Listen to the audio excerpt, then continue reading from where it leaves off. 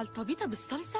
وهوبا نبدا دلوقتي يا جدعان. عندنا المكونات اهي: بتنجان، يقطين، وعصير طماطم تقيل شويه، وفلفل اصفر واحمر، بصل، كوسه ومعجون توم، وجبنه بارميزان مبشوره.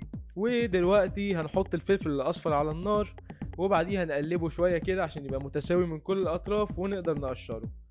واول لما يبقى شكله كده زي ما احنا شايفين هنسيبه يبرد شويه، وهنعمل نفس الكلام في الفلفل الاحمر.